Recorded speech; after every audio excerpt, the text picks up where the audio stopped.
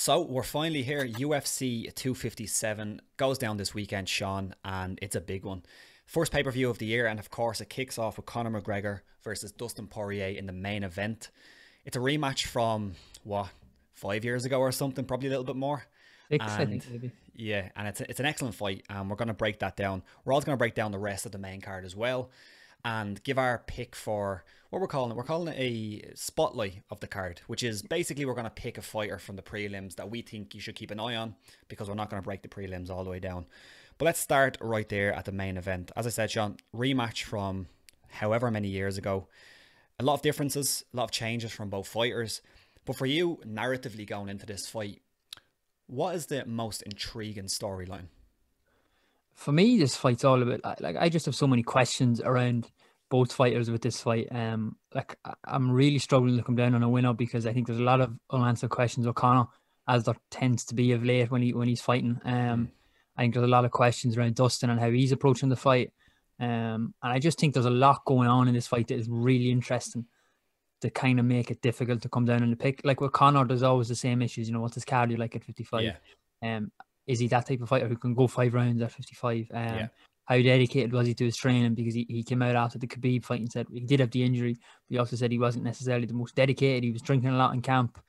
Um, Which I'd well believe too. yeah, yeah. You know. That whiskey's damn good, man. Dustin, we know he's more mature, but like, is he gonna translate that into a game plan? Like, can he actually go in and implement a game plan against Conor McGregor, or will he get Yeah, emotional in there? There's just a lot of like questions and a lot of like noise for me around the fight that I yeah. think is really interesting. That's a great point. There's a lot of noise around the fight. Some signal, but a lot of Yeah. noise. The one thing that I picked out from it, and it's kind of related to that, is that this fight, if you actually look at it, it really contrasts pretty much everything that Conor has done for the past since he's been champion, pretty much. It's like it's the first time he's in a real like contendership battle. It's the first time that it's not this huge, apart from the cowboy fight, but even that was very different because the cowboy fight, kind of like the Nate fights, were kind of not exhibitions, but they were like showcases, you know. But this is the first time since like Chad Mendez or one of those kind of fights where Conor was coming up at featherweight. That's a real like contender fight, and I think that for me that's what stands out, and for me that's what makes this one different. Yeah. It's kind of the fight that I think MMA fans love to see. Yeah, I mean, we've spoke about rematches for Conor before, Max and Dustin in particular. I think it's an amazing fight. It's what we've wanted to see from Conor for a long time now. I think Yeah, it's just one of these genuine like contendership fights, and I think the odds are a little bit off here. I think this fight's quite close. And because such a long time has passed since the first fight, how much has Conor improved? We don't like. I mean, you can speculate and stuff, but yeah. what is? I don't expect really to see anything that we haven't seen from either fighter before in this. I don't think. I don't know about you. I think that's a fair point to say that I don't really expect to see anything that I haven't seen from either fighter before. Maybe more refined. Connor's been working with Phil Sutcliffe a lot, which is pretty cool as well. Yeah, I'd expect to see his boxing maybe go up another level. yeah. Well, that's the thing, isn't it? It's that both guys are still pretty young. Yeah, And I think we kind of forget how young they are. In terms of like being in their prime, I mean, what are they like in their early 30s? I'm not sure about yeah, Poirier, but I know Connor's in his early 30s. So there's still plenty of room to grow. I think like we kind of know what Poirier is going to do, or we know what he's good at. yeah, We have an idea of what Connor's good at, but he has shown different things in different fights. I mean, if you look at the two Nate fights, they were completely different because Connor went there in there, looked for the finish really early, couldn't get it done, got finished. Second fight, he made some great adjustments, and I think that's one of the best things about what Connor can do is that he can make adjustments. But I don't know if he makes adjustments mid-fight as much as he does from fight to fight. So yeah, it'd be interesting to see what happens if Poirier can get on top early. yeah, But that's kind of the big question going into this one as well, is that Poirier will know that he doesn't want to get hit early because that's what yeah, happened in the first fight. But at the same time, the game plan, it seems, from what we know, is that you really need to make Conor work. So if Poirier goes out there and tries to evade a lot of Conor's shots, isn't really throwing with a lot of volume, will that also play into Conor's hands? Because if it goes down the stretch and Conor's not being worked and he can play his game on the outside, maybe he won't get tired. yeah. I mean, So there's a couple of ways you can think about it, and this is the whole. It's a whole pile of game theory going into a fight like this with game plans and stuff. I mean, Conor's going to say I mean, I'd be very surprised if Conor didn't start pretty damn fast. I think everyone would. So like if you're Dustin and Conor starts fast, do you just try and weather the storm early on, or do you try and meet Conor in the middle and work him and pressure him? And if you can pressure him and even just get his respect early on and land something or take him down. I seen Luke Thomas make an interesting point that like I think he feels the best way to beat Conor is to wrestle him early. Even if you don't necessarily take him down or do anything with it, just to pressure him like that and to get him a little bit tired, because we know he is that kind of burst fighter. He's not gonna relentlessly pressure you. I agree with that. The only problem is with Poirier is that he doesn't wrestle a whole lot. He wrestles a little bit, doesn't wrestle a whole lot. Yeah. And to be fair to Conor, his takedown defense against most people outside of Khabib, pretty good. It's 62%, and I think that probably took a knock against Khabib. So I don't think wrestling is gonna be there. The thing with Conor necessarily. The thing with Conor and the wrestling is as well, you need to get him down and you need to keep him down. Whereas as long as he's on the feet, he probably only needs to land once as well. Yeah. Interestingly, I was watching Dan Hardy's breakdowns a few days ago, and he thinks that Conor may try some wrestling himself. I'm not sure where he's getting that read from. Like, I guess it could be interesting because, you know, generally getting takedowns against a guy who likes to strike will make them a little bit more tentative on the feet. But do you see Conor coming in here with takedowns? I don't see a lot of this fight playing out on the feet, to be honest. I mean, have we ever really? Well, we've seen Conor try a takedown against Nate when he was hurt, but on the ground, sorry, yeah. I expect a lot of this fight to take place on the feet. I don't see it going to the ground, to be honest. Another big storyline coming into this, Sean, which is always the case with Conor fights, especially now that this is the rematch against Poirier, where the narrative in the first one was Conor got into Poirier's head, like he got into Aldo's head. Do you see that playing a factor into this one, or do you think that Poirier has improved mentally enough for that not to be the case? I do think Poirier has improved mentally and won't let it affect him, but I mean, we don't really know until hindsight is going to tell us a lot with that one. I mean, if Dustin goes in there and obviously does fight, and we'll know if he's fighting emotionally and stuff, and if he struggles to implement his game plan, I think hindsight will tell us a lot with that one, and we probably look stupid if he does. But I do personally, I think Dustin has matured a lot, and I think he can go in there and execute a game plan. But it's an interesting subplot. Like, can he actually go in there and implement a game plan, or does he still hate Conor? Yeah. So that's the thing. That's the dichotomy he has. He doesn't want to get hurt early because he lost that way. He probably doesn't necessarily want to engage too much early because of that. But then at the same time, conventional wisdom tells you that you need to pressure Conor. You need to land volume on Conor to really be successful in most cases. So it probably could fuck with your head, but I do think Poirier has moved past that. The only thing I will say is I have noticed in some of his interviews coming into this, he's been a little bit prickly, and I don't know if it's just a weight cut. I'm not really sure what it is, but there was this interview with Mike Bond where Mike Bond asked him essentially, what are you looking forward to? And he basically said, well, I wasn't looking forward to stupid questions at press conferences and stuff like that. So I think he's getting a little bit tired of that narrative of, is Conor in your head or have you got past it? So, you know, with so many media members asking him these questions, maybe it does play into it a little bit. Who knows? What do you make of the noises come from Conor's camp? Because they seem really good. And to be fair, Conor looks in phenomenal shape, but geez, you always have to take whatever Conor says with a pinch of salt. Yeah, you do. I mean, you do. It seems like he's had a good camp. As I said, I don't doubt that some of the camps he's had in the past weren't great because, I mean, news travels very quickly in Ireland through WhatsApp groups, and stuff that Conor has been getting up to isn't necessarily conducive to being a world-class athlete, but he's kind of got away with it. So it doesn't surprise me that he's talking about that. This time, as far as we've seen, and Pete's done a very good video on it, it seems like the camp is going well. And I think the good thing for Conor, I'm not sure what it's like for Poirier, but he has the money and he has the team that he can really sort out a camp even in COVID, whereas it might be harder for some other guys who are training with a big team, don't really have that one-to-one coaching. So it's also interesting that for the last couple of camps, apparently Conor has been basically the head coach. Don't know if I agree with that, but I think that's an interesting point. I mean, Conor came out and said after the Khabib fight that they focused too much on the takedown and not enough on the boxing. Yeah. So if he is his own head coach, it seems as though, and with Phil Sutcliffe getting heavily involved, and Sutcliffe, as PT said in his video, has brought in his own guys for sparring and some of his own coaches to get involved as well. So it seems like it's been a very striking heavy camp from the outside in. Yeah, it does, which makes sense, as I said. Another thing from the first fight that I think a lot of people talked about, even though it didn't last very long, was the leg kicks from Dustin Poirier. And it is something that, again, has been a narrative going into Conor fights. He's light on his feet, but also he stands very wide, and his front leg is potentially vulnerable.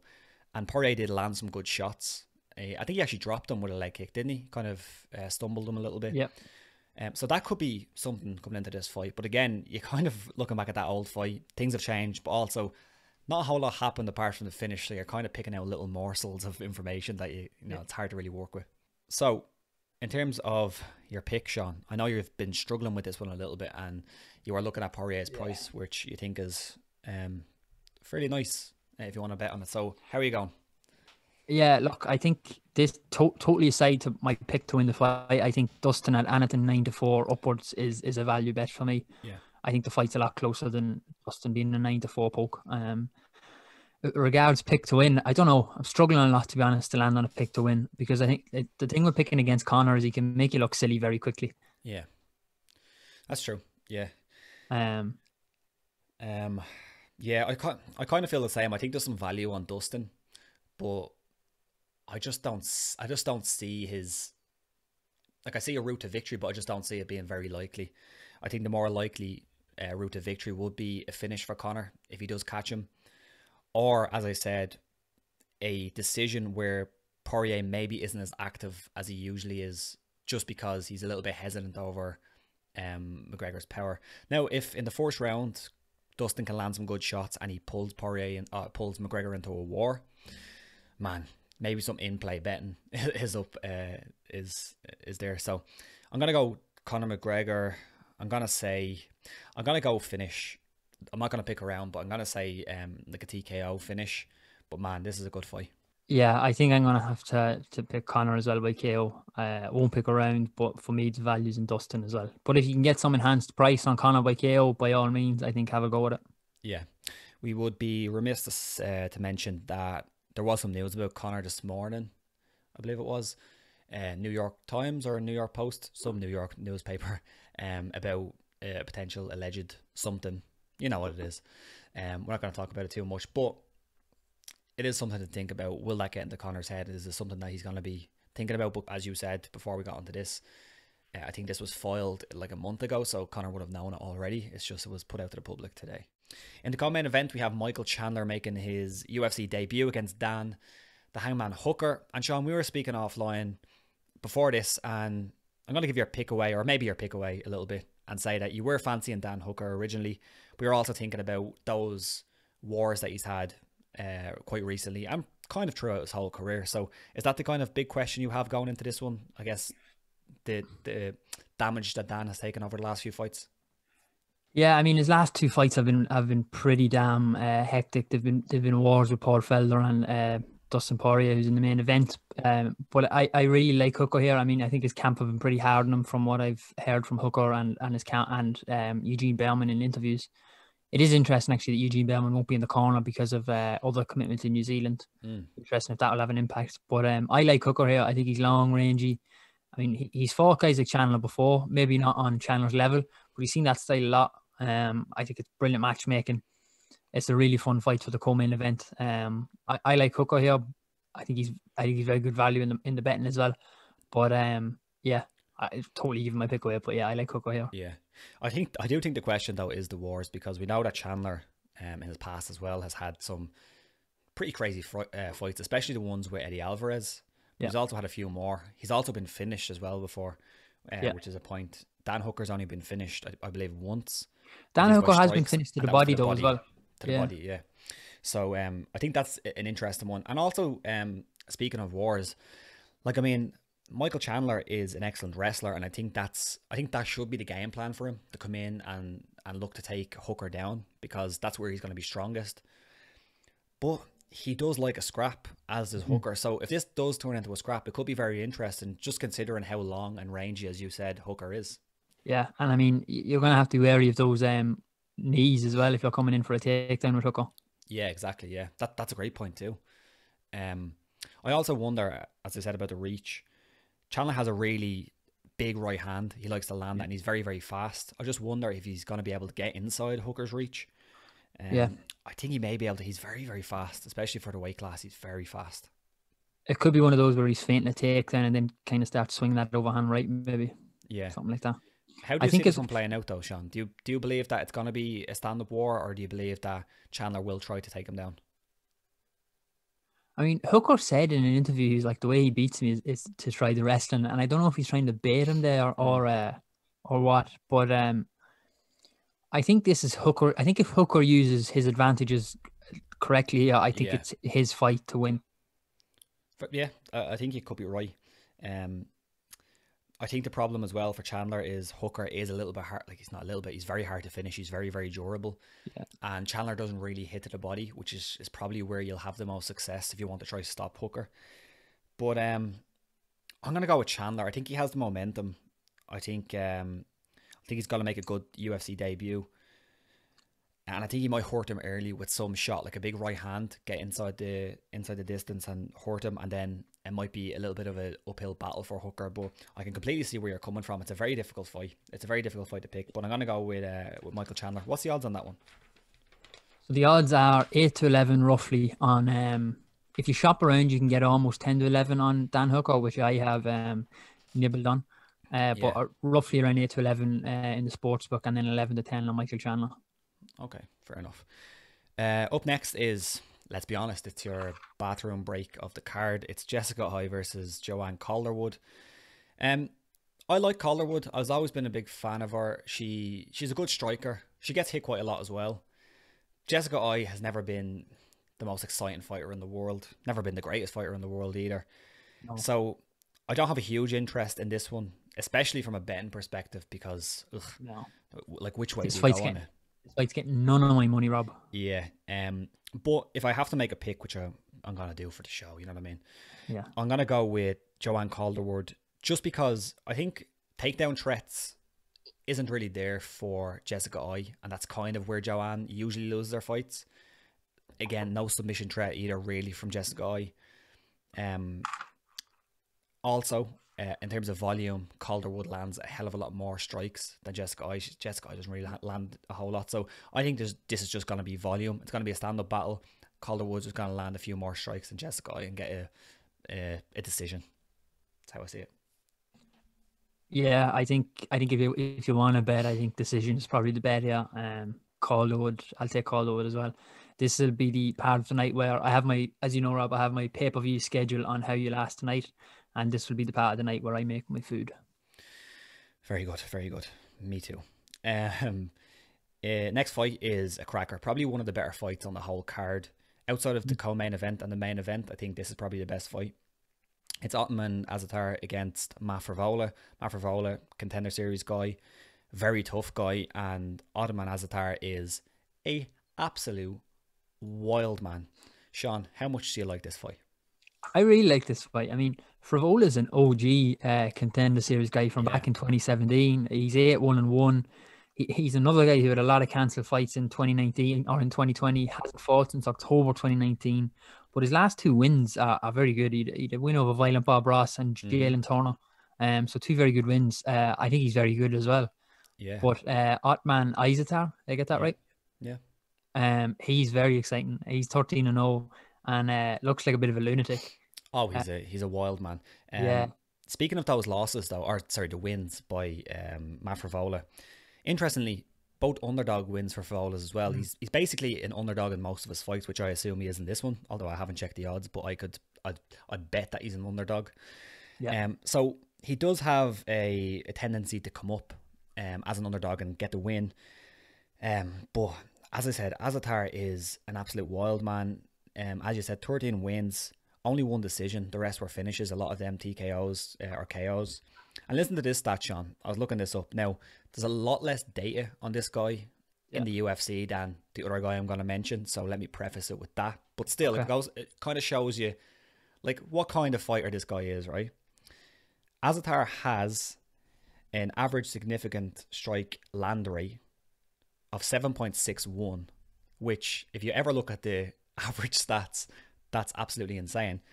To contrast with the other guy, Max Holloway, who fought this weekend, he's in the high sixes. Now, that might have changed after that fight because I'm not sure if they updated, but he's in the high sixes. Now, as we said, a lot more data, so it gets skewed. But still, it goes to show you what kind of guy this is. He just lands strikes all day. Yeah, he's very that kind of twitchy, feinty kind of guy as well. He's fun to watch. I was looking at some of his highlights on YouTube, and damn, he fought in Brave before, and I think it was Brave. He had a very bloody fight back in 2017. If you're like me and you're a bit sick in the head and you like bloody fights, that one's worth checking out. The fight with Charlie Leary in 2017. Oh well, I'll have to go back and check that one.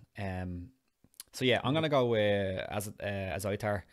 I think again volume. He's gonna win this one on volume. Frevola gets hit quite a lot. I think he has a bad, like a negative differential in terms of strikes landed to strikes absorbed. So good. He has 6.44 strikes absorbed versus 2.25 for Azaitar. So I'm gonna go with Azaitar, but Frevola is tough. He's come up as an underdog. We'll see what happens, but I'm going to go with Azaitar. How do you feel? Yeah, I'll take Azaitar as well. What are the odds in that one? So you can get 8-13 on Azaitar. You could probably boost that by backing him with a KO finish, KO win.